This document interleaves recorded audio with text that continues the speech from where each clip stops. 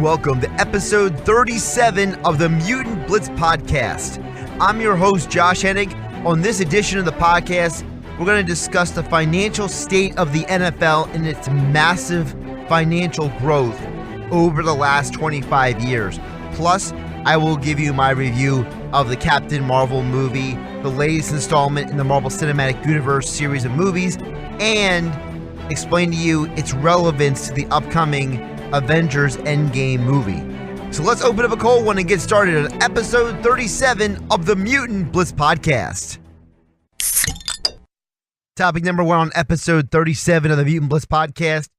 NFL free agency is hot and heavy right now. It's that time of year where teams are making trades, they're signing guys, and this week I saw a tweet from ESPN's Adam Schefter, and it just strongly stood out to me this week, and I retweeted it with some information. I wanted to expand upon it here on the Mutant Blitz Podcast. So Adam Schefter put out that this week is the 25th anniversary of the NFL salary cap.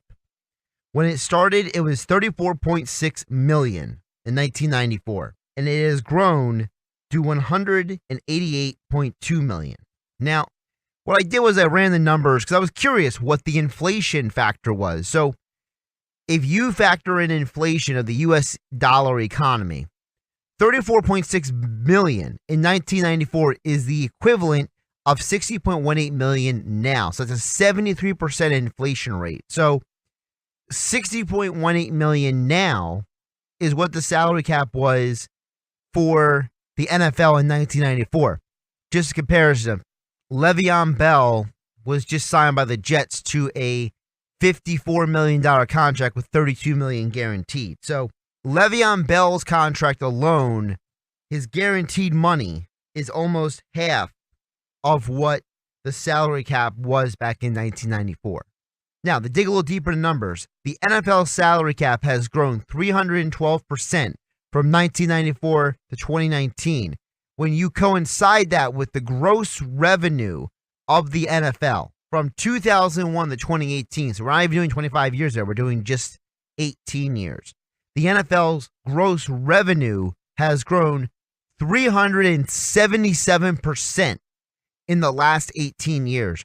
If you go for the full 25 years, from 94 when the salary cap first expanded to now, it's 400%. So the NFL's gross revenue has grown 400% and its salary cap has grown 312%.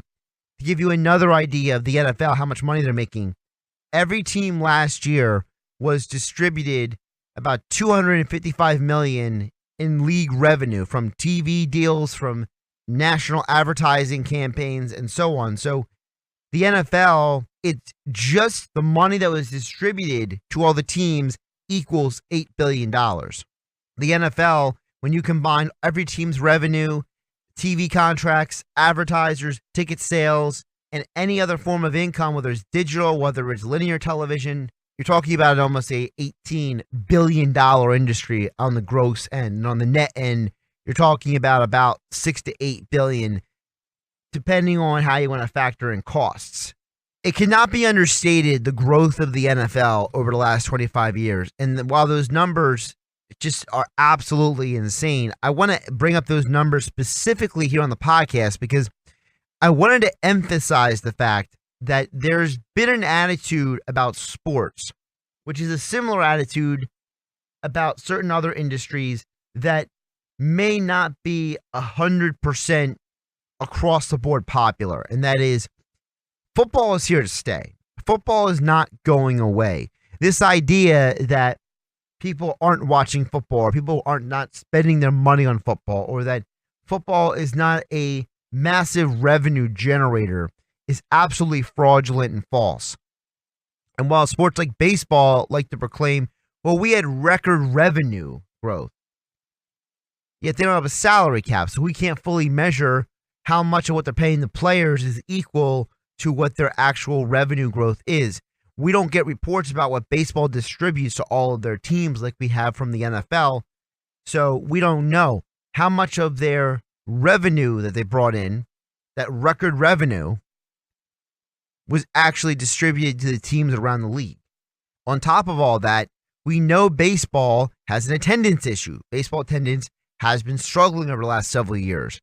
Football attendance has not taken as big of a hit as baseball's had. Basketball attendance is up across the board. There are still some markets that are struggling. Outside of one or two markets, the NFL as a whole has held a steady attendance figure that has not wavered over the last several years. Hockey attendance is down across the board, especially in certain markets. Regionally, hockey's value in terms of dollars when it comes to TV contracts, ticket sales, and sponsorships is low. For example, cities like Phoenix, they're not making a lot of money on the hockey team as they are in a place like Chicago, Detroit, Philadelphia, and San Jose. So the NFL, they're not just a king because they're the most watched sports event on television. Football is king because it's making more money than anyone else is. And they're not just making more money, they're making astronomically more money.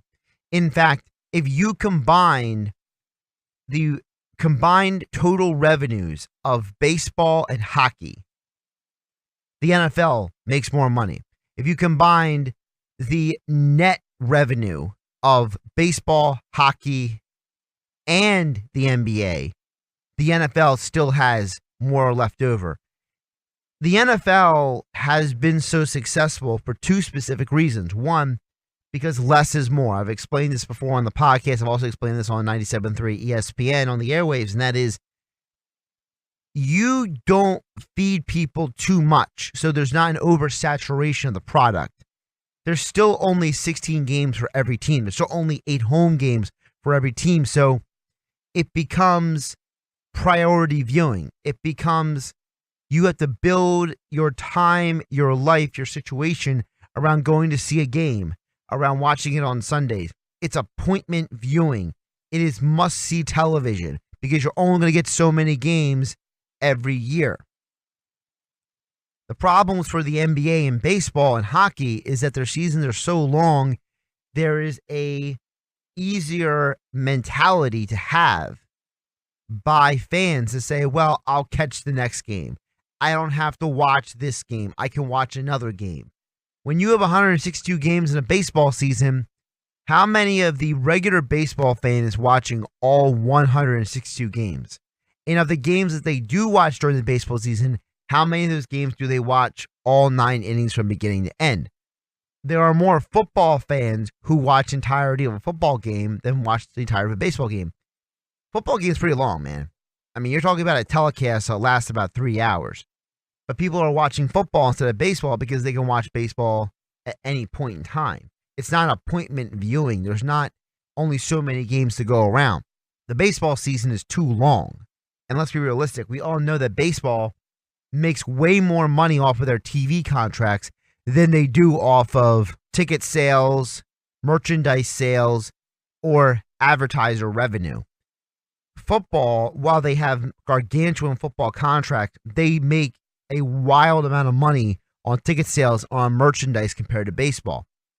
The NBA, which is the number 2 organization of the 4 major sports in North America when in terms of revenue generation, the problem for the NBA is also they have a long season, and it's a season that lasts from October to June if you include the postseason. So you're talking about only 3 months out of the year.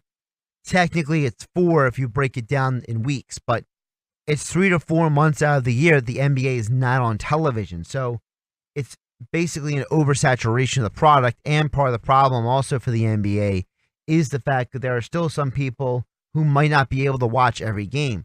Not everyone has access to NBA TV. Not everyone has access to TNT. Not everyone has access to their regional provider. For example, if you are a Philadelphia 76ers fan and you don't live in a market that will allow you to have NBC Sports Philadelphia, you can't watch every Sixers game. You can only watch Sixers games that get on the national broadcast. If you're somebody who can't afford NBA League Pass, you're dependent on whatever game is put on the other channels to watch. We forget that the majority of people who spend money on sports are one of two people. They're the diehard fans or they're the people who are there because they want to be at the hot commodity. So, for example, if you look at a Warriors game, half people there are not there because they're actually Warrior fans. They're there because that is the hot place to be. That's the place to be seen. If you have money, if you have prestige, you go to a Warriors game now. That's why Klay Thompson has complained about the fan attendance and the attitude of the fans in that building. They don't have a real home court advantage anymore. You don't have that problem in football. Football is much more of a diehard sport. And because there's less games, people get amped up more for the season. They get amped up more for the product. And it reflects in the amount of revenue. When you grow a sport in 25 years, 400% financial growth in gross revenue brought in over a 25-year period, that's not a fluke. That's not a trend. That's not a one-hit wonder. That's not a short-term financial profit. That is a long-term product that you can build off of, that you can expand with. And I think that we overlook the fact that sports is a massive moneymaker. And like many things that people criticize, it doesn't matter if you like football as much as the person next to you, or the person next to you maybe like basketball more, or the person next to them likes baseball more. The reality is that more people are watching football than the other three sports. More people are spending money on football than the other three major sports. People are spending more time consuming on digital and linear television football more than the other sports. In fact, it's gotten to the point that the highest rated football game every year, which is usually the Super Bowl, has more viewers than the highest rated hockey, baseball, and basketball game combined, and they don't even catch half of those viewers. That's how big the Super Bowl for the NFL is. So the next time someone tells you something about how football is not being successful, or football is dying, or football is struggling, you tell them that a sport whose gross revenue has grown 400% and whose salary cap they pay the players has grown over 300% in 25 years, you ask them, does that sound like a business entity that is struggling or is on the edge of possibly not being profitable or losing money? Because I'm telling you right now, the only way football becomes less profitable is if they put out a bad product.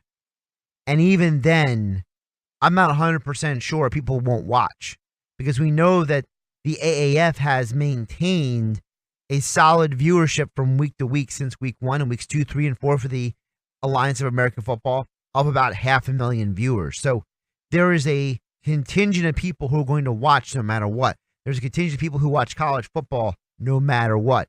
People are always going to consume football because they don't get enough of it. It's not a 9-month season like the NBA.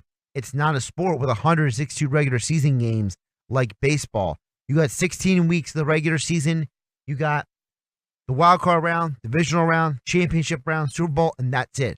That's a total of 21 weeks of football from the start of the regular season to the Super Bowl. Football has mastered the equation of maximizing their profits.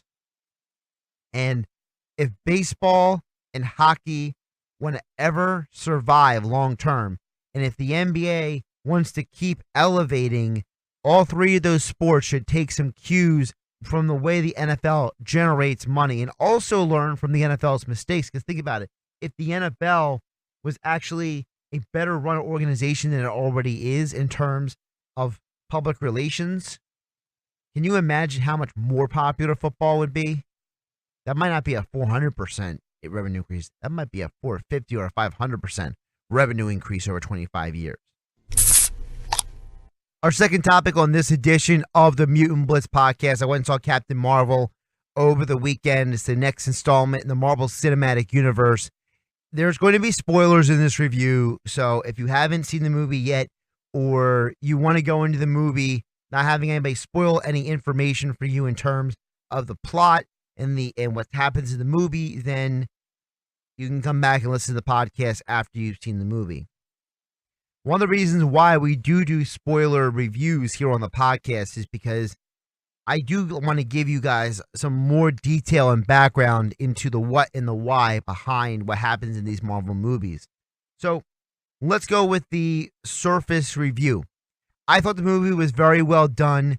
You could tell that it was done, basically the first half of the movie was before Carol Danvers finds out that she's been lied to for years. And then the rest of the movie is now that the blinders that were put on her eyes have been taken off of her, now that she knows the whole truth about who she is and what she's capable of, that's the second half of the movie. And I enjoyed the fact this was not a traditional origin story for a Marvel movie.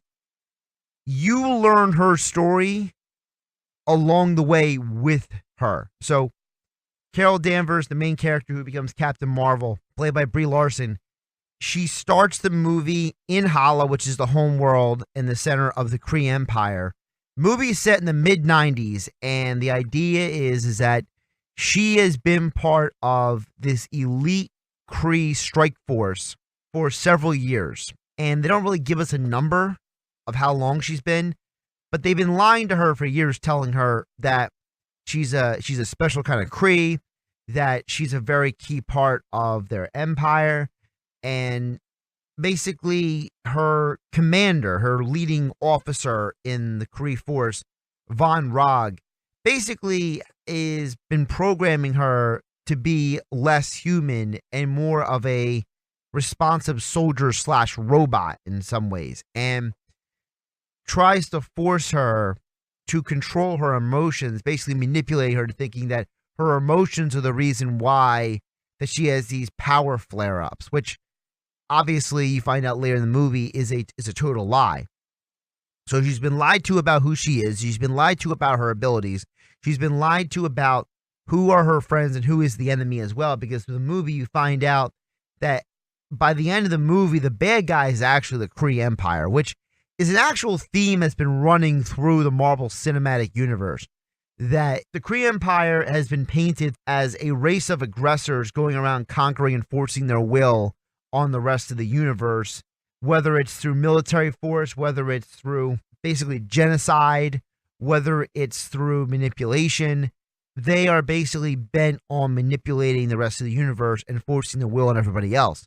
And when this movie is set is in the 90s, so this is before Iron Man, before the Thor storyline, before Guardians of the Galaxy. This is before every other movie you've ever seen outside of Captain America. But the Captain America movie has nothing to do with what happens in those other movies, per se. So for Captain Marvel, even though this is part of the Marvel Cinematic Universe, this movie also stands alone. And the portrayal of the Kree Empire is very consistent with what the MCU has been trying to do with explaining the greater universe as a whole beyond Earth itself.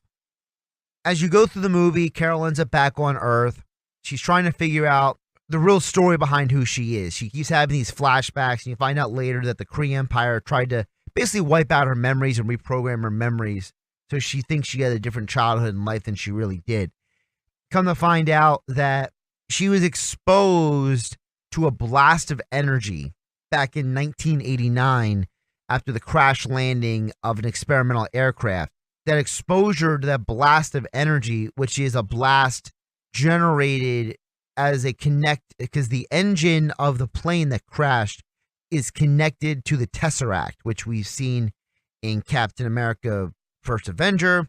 We've seen that in the first Avengers movie, and then we also saw Thanos explain what kind of Infinity Stone it is in the Avengers Infinity War movie.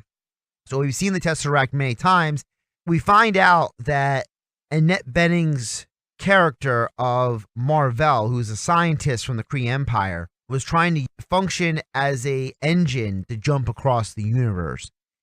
And we find out throughout the movie that the Kree, who have been, what they claim, fighting the Skrulls and calling them terrorists for years, are instead actually just trying to wipe out the Skrull race. So basically they're trying to effectively commit genocide across the universe of the Skrulls. Now, in the comics, the Skrulls and the Kree have been at war for centuries, but the story of the Kree and the Skrull war does not get told in the movie, which I'm fine with. I know that there's a lot of comic book people who are like, oh, how dare you make the Skrulls out to be victims in this story. I didn't mind that. I thought it was very refreshing that they changed it up a little bit, because it would have been really hard to explain in a movie the whole history of the Skrulls and try to explain to you that, well, both sides are evil and both sides are wrong and both sides are this and that. And even as Telos, the leader of the Skrulls, says, he says, look, we've all committed actions that we regret. This has been war, and it's been ugly. So it's not that the Skrulls act like they're totally, void of any guilt, or they're not complicit at all in this war. But what they're explaining to Carol when they finally sit down and talk later in the movie is that, look, the Kree are not just conquering our planets and ruling over us in an attempt to win the war and expand their empire. They're trying to wipe our race of people out. And remember, Ronan mentions the term cleanse multiple times in Guardians of the Galaxy, the first Guardians of the Galaxy movie. So Ronan, who is a part of the Accuser Corps in this movie, Captain Marvel, this is technically supposed to be set about 20 years before the Guardians of the Galaxy movie is. So this is when Ronan was still a major part of the Kree Empire. The Accusers, what we find out, Ronan and his team have been going around and, as Ronan calls it, cleansing planets of races of people, specifically the Skrulls and the people who have an alliance with them. When Von Rogg, who's played by Jude Law, who is one of the main antagonists of the movie, he shows up on Earth and finds out that the Skrulls are there and that they're working with Carol Danvers. Then he calls Ronan to come in and start an invasion of Earth and just start, wrecking havoc. And realistically, if Captain Marvel wasn't there, it would be a bloodbath. You see, in the Marvel Cinematic Universe, it's pretty well known that outside the superheroes in the Marvel Cinematic Universe and the Marvel Comics, Earth is very ill prepared to deal with other civilizations' invasions, because our technology and our progression in terms of different sciences is very far behind these other planets. So the Kree Empire, if Carol Danvers is not there to defend Earth, would be conquered very quickly, very easily. The Skrulls would have been wiped out very quickly, and it would be the end. It's at the end of the movie that you finally get to see the apex of Carol Danvers' powers after she breaks out of the mind control that is being forced on her by the Kree's leader, known as the Supreme Intelligence. Another change they made in the movie for the comics, the Kree intelligence does not look like he does in the comics in the movie. The explanation given in the movie is that nobody actually knows the true look of the Supreme Intelligence, and the Supreme Intelligence makes you see someone who's relevant to you in your life, in your past, as a way of putting you at ease when they talk to you. In the comics, the Supreme Intelligence does not do that. It's just a big, massive head with a bunch of tentacles coming out of it. It kind of looks like, if you ever watch Power Rangers, if Gordon looked more like a muted octopus than anything else. That's how it looks in the comics. So I'm glad they didn't do that in the movie. At the end of the movie, you see that Carol Danvers basically dons the traditional Captain Marvel outfit. She wreaks havoc on the Kree armada trying to invade Earth. She takes out missiles. She takes out ships. She blows them up. And then she flies in front of Ronan's ship, kind of powers up a little bit to say, look what I can do, and then pounds her fist into her palm. And Ronan tells his troops to retreat, saying that we will come back for her one day. Now, we know that Ronan dies in Guardians of the Galaxy, which is set 20 years later in the MCU chronology. So we know that Ronan probably never got to have his secondary showdown with Captain Marvel, or at least if he did, he lost pretty miserably, because we know that Ronan, in his quest to continue cleansing the universe, that he allied himself with Thanos. Now, I'm going to give you a theory real quick. This has not been confirmed by Marvel or any of the movies, But my working theory right now is the reason why Ronan is where he is in Guardians of the Galaxy is that in the movie, Danvers says, Captain Marvel, that she's going to help the Skrulls find a new place to live, and she's going to protect them, and she's going to end this Kree war, this Kree-Skrull war. Well, I think part of it has to do with the fact that if you notice at the beginning of Guardians of the Galaxy, there's been a peace agreement made between the Kree Empire and different races of people, and one of them involving a planet that Ronan wants to eradicate in Guardians of the Galaxy. I get the feeling that what happened is that Carol Danvers basically went through the different Kree strongholds, different corners of the universe, to not just save the Skrulls from being massacred and genocide, but also to stop the war and try to bring about some sort of peace. And we know that one of the leaders of the Kree is involved in that peace, and that Ronan had been ostracized and cast out from their presence, so he no longer represents the Kree Empire. But in Ronan's mind, he's still working off of the beliefs that he was taught and indoctrinated with decades earlier. We don't see Thanos in the movie, and I'm glad we didn't, because you don't want to take away from giving the full picture of the story you're telling with Captain Marvel. Another change they made from the comics to the movie is how she got her powers. I don't mind that she gets them as a second-hand genetic modification from an Infinity Stone.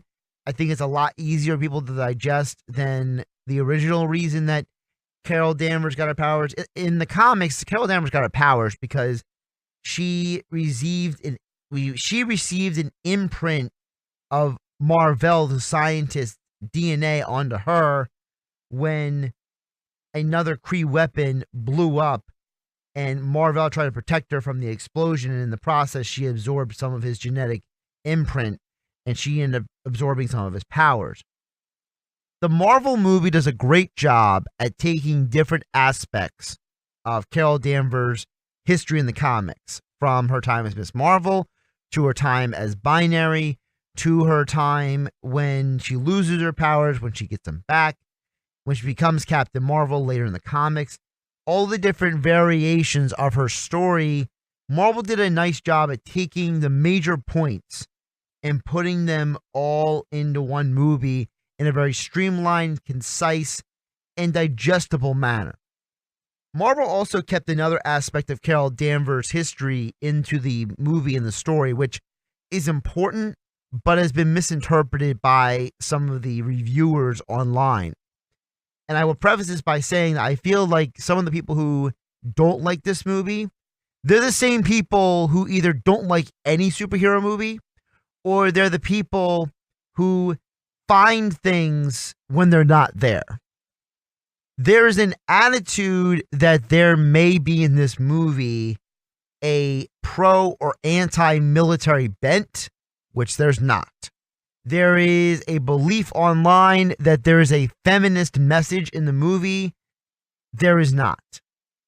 What you do find in the movie is Marvel allowing us to have the conversation that was made in the comics, which is throughout Captain Marvel's history, from her time as Miss Marvel to Binary, to just being regular Carol Danvers, later getting her powers back and becoming Captain Marvel in the 2000s, over the period of about 40 years, one of the themes of Carol Danvers' character in the comics is the fact that there are a lot of people who come along and come into her life who try to manipulate her and try to lie to her and try to make her be involved in things that she wouldn't be involved in if she wasn't manipulated to do so.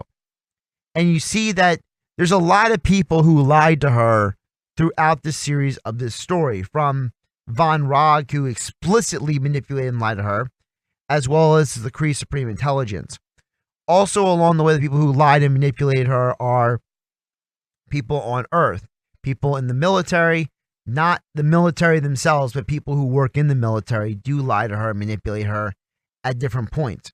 Furthermore, we see that there is as expected, an attitude toward a female in the military in the 80s and 90s is very sexist and misogynist, not explicitly talked about, but inferred at different points in the movie. I don't mind any of that because, first of all, you're setting the stage for why this woman doesn't trust people. You're setting the stage why her relationship with her best friend is so important to her. It's not just because she's a woman. It's because she's another woman in the military with her. The reason why she's able to develop this friendship with Fury, because Fury doesn't look at her as a woman. He looks at her as a soldier. I don't mind addressing those points and going down that road because it's realistic. It's something that happens in real life. It's something that has happened in this country's history, just like racism happened in this country. You can't act like slavery didn't happen in U.S. history. Doesn't mean you dwell on it. It doesn't mean that you sit there and act like it's still a problem in the same way it was in 1860s that it is now. But there's nothing wrong with saying, look, this movie was set in the mid-1990s and a woman in the 1980s just joined the military is going to be treated a certain way. I don't mind that. I don't think that's a problem. I don't think it's a military message. I don't think it's a feminist message. I think that's a reality message. Also, there have been complaints about the movie about the fact that the story seems to have gaps in it. I didn't get that sense. I feel that it's a better told story than Thor: Dark World. I think that it's a better told Marvel movie than Iron Man 3. It certainly has a more substantive and fulfilling ending to the movie than Guardians of the Galaxy 2 did, which kind of left you maybe wanting a little bit more or hoping for a little bit more than you walked in and walked out with. It's a well-done movie. It's a well-performed movie. Brie Larson does a great job as Captain Marvel. She looks like Carol Danvers, which was something Marvel's done a very good job at. She has a presence on the screen as a superhero should in one of these movies. Now, I will argue that while she's the star of the movie, there were multiple scenes that she wasn't the star of the scene. I don't consider that a negative. I felt there were points in the movie that Samuel L. Jackson stole the scene, that he was the star of the scene. And I think Jackson has done a much better job in this movie than people really have given him credit for. Samuel L. Jackson's character, Nick Fury, gets to really flesh out aspects of his personality that we haven't been able to explore in previous Marvel movies. And part of that has to do with the fact that Nick Fury many times is a supporting role and not a co-star in a lot of these movies. To me, I don't see this as a, hey, look, Samuel L. Jackson took over the movie. I don't think he did at all. I think that he understood his role and he played his part and he played it very, very well. Another character that I thought did a great job with their role and practically stole some scenes as well was Ben Mendelsohn.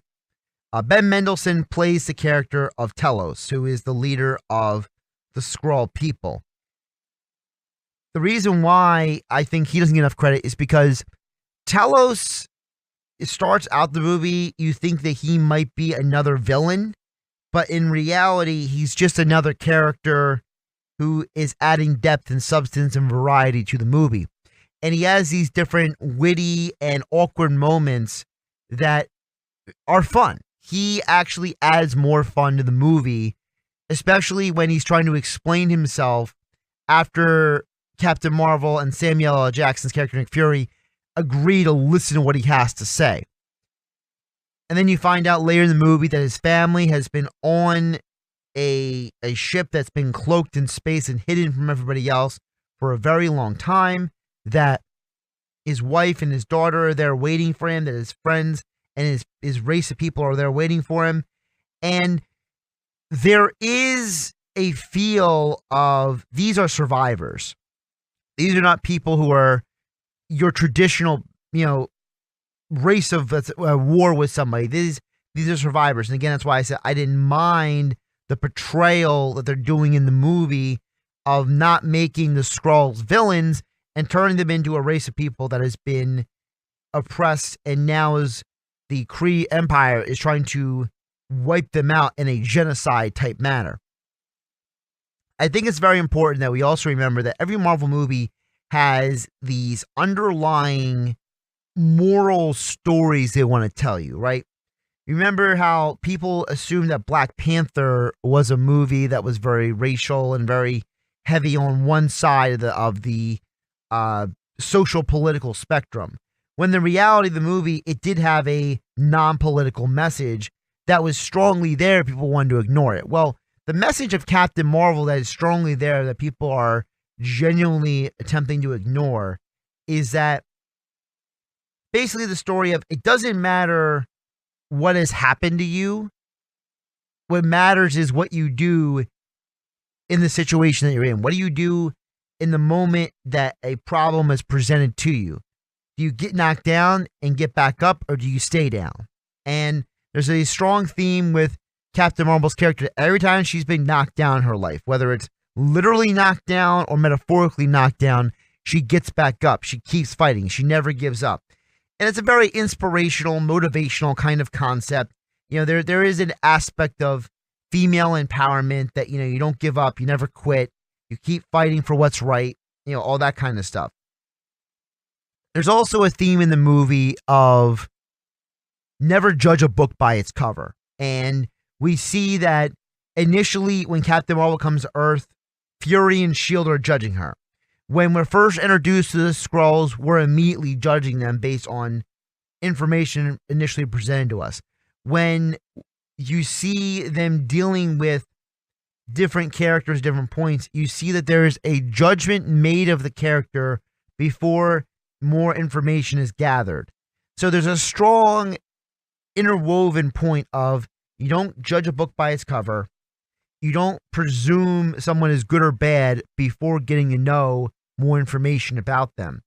Like, for example, when Coulson lets Fury and Danvers get away, Fury at that point barely knows Coulson. And, you know, she asked him, hey, you know, why do you think he let us go? And Fury gave his reasons of, it's really hard for someone to break orders, especially when they're that new. But he probably had a gut feeling, and, you know, I'm glad he listened to his gut feeling. And you see at the end that there seems to be this developing friendship between Fury and Coulson that we see roughly what would be 15 and 20 years later in Marvel Universe chronology when it comes to their relationship, because even though Fury is his boss, Fury trusts Coulson a lot. He relies on him. It's part of the reason why, even though he is killed in Marvel's Avengers, he brings him back to life for Agents of S.H.I.E.L.D., and that show went on for as long as it did. My only gripe with the film, and I'm just going to put this out there, and folks can do with this gripe what they want. The only gripe I have with Captain Marvel is that I would have liked to have had a better explanation for her time in the military. I think that aspect of her past was not explored enough. It was referenced in flashbacks, but it wasn't concretely fleshed out. And I think that because it wasn't fleshed out, people have walked away with their own opinions, their own attitudes, their own ideas about, oh, is there a message behind how they presented her time in the military? I don't think there was. I think that they were just saying, look, this is what happened, or this is what she was doing, this is what she was doing in the Air Force, and that's it. Also is a lack of explanation for why the Air Force. Why didn't she join on the military branch? Why wasn't she a police officer? You know, there are different questions that are left open-ended. It's not that it's a negative, but I would have liked to see a better explanation of Carol Danvers' military experience and military life in the Air Force, the development of her and Maria Rambeau's relationship. Finally, the end credit scene is what I teased earlier in the podcast about its relevance to Marvel's Avengers Endgame coming out at the end of April. So the mid-credits scene it flashes back to the aftermath of Avengers Infinity War, where You have Black Widow, Steve Rogers, Bruce Banner, and Colonel James Rhodes' War Machine all back at the Avengers headquarters. And they're analyzing the pager that Danvers had given Nick Fury earlier in the movie. That Fury, at the end of Avengers Infinity War, sent out a message calling on Carol Danvers for help. And they notice that the pager stopped sending the message. And they say, okay, well, did it send the message? Did the person receive it? You know, what does this all mean?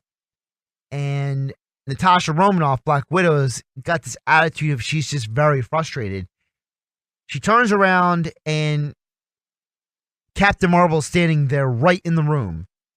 And Danvers has a look on her face like, what is going on?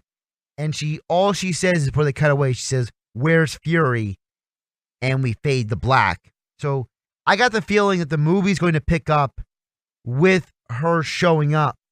And they're going to have to explain to her, all right, this is what happened. This is what's going on. And as you've seen in the trailers for Endgame, Ant-Man shows up as well at the door. So I'm going to make this assumption about Endgame. And I've made this assumption before, but I'm going to flesh it out a little bit. Here's probably the premise of Avengers Endgame. Half the universe's population is gone. Captain Marvel's been called. Ant-Man shows up. They have to learn about who Captain Marvel is. They try to figure out why Ant-Man survived the snap. They go back in time. They change part of history so that the modern day, they have a chance to stop Thanos in a way that they don't have a chance now. Tony Stark goes away with Pepper Potts at the end of the movie. Captain America either dies or goes into retirement. And then we have a new Avengers team that is built, which is going to be comprised of Captain Marvel, Black Panther, Spider-Man, maybe War Machine, maybe not. I'm not 100% sure of that one, but also Ant-Man, the Wasp. The Guardians of the Galaxy will leave and go back into the galaxy for their next adventure. And it'll set things up for what is coming with the second Spider-Man movie, which is going to be the first movie in the post-Avengers Endgame universe. And we know that Fury comes back because he's in the Spider-Man movie.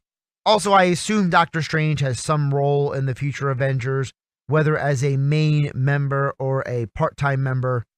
We know that in the comics, the Avengers they have their base team, and then they have people who help them at different times. I'm also going to be curious to see what Thor's role is going to be in the Marvel Cinematic Universe beyond this movie. But at least with Captain Marvel, we know, all right, she is not just going to be in Avengers Endgame. She's going to be in it from the beginning. She's going to be there day one of the film. She's going to be there from the very beginning of the get-go to the end war scene with Thanos. Because we haven't seen Thanos versus Captain Marvel, which I'm glad we haven't, it allows us to have the opportunity to say, so is she... Remember, there was no Hulk to fight Thanos when he comes to Earth to collect the final Infinity Stones to complete his set so he can snap his fingers. Is Danvers going to be the one waiting for him? Is Captain Marvel going to be the one waiting for him and go, toe-to-toe with Thanos? That's also a possibility for this movie. Overall, I enjoyed Captain Marvel. I thought it was a lot of fun. I like the style of storytelling. I think the people who think there's a political agenda or a feminist or a military agenda in the movie, I think they're reading too much into it. I think they didn't watch a movie. I think they walked in looking for something to be wrong with the movie. And I tend to find that a lot of the people who have these issues with these movies are not watching movies. They're walking in looking for the movie to take a position. And when they think a position has been made, then they say, see, I told you so. Instead of saying, first of all, it's a movie. Second of all, the overarching message is not a socio-political one. And third of all, the problem that people have with these superhero movies is the same problem that a lot of the so-called pundits and experts had with The Dark Knight, which is the messages coming from the movie don't fit the socio-political agenda of the people who are complaining about it. So even though everyone else is loving it and watching it, and the movie's going to make hundreds and hundreds, if not billions of dollars, the people who are it who are criticizing these movies don't like it because it's giving a message that makes them uncomfortable for whatever reason. I can't help with that. That's not my problem. Thanks for listening to episode 37 of the Mutant Blitz Podcast. If you have any thoughts on this episode's topics, you can drop in the comments section below. If you like this podcast, you hit that like button and subscribe to catch each episode of the podcast as I give you my perspectives on the worlds of sports and comic book television and movies. I'm Josh Hennig. I'll catch you next time right here for the Mutant Blitz Podcast.